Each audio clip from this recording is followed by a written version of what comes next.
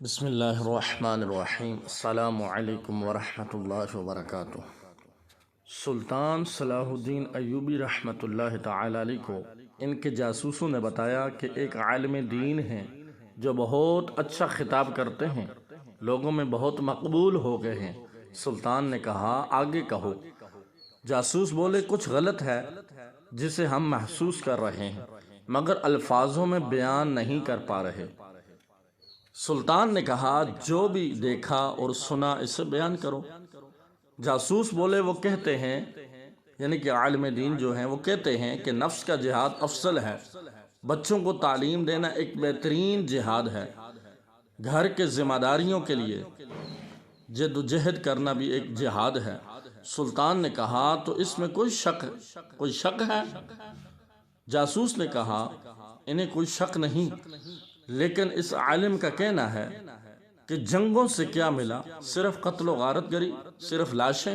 جنگوں نے تمہیں یا تو قاتل بنایا، جنگوں نے یا تمہیں قاتل بنایا یا مقتول۔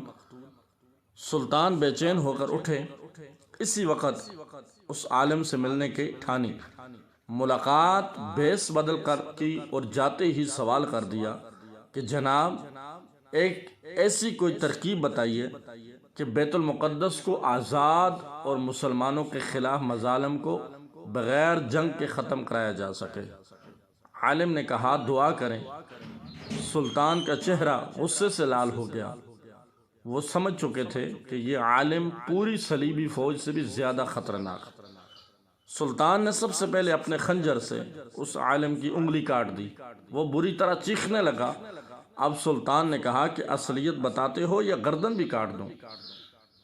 پتہ چلا جب اس نے اپنی اصلیت بتائی تو پتہ چلا کہ وہ سفید پوش عالم یہودی تھا۔ یہودیوں کو عربی بخوبی آتی تھی جس کا اس نے فائدہ اٹھایا۔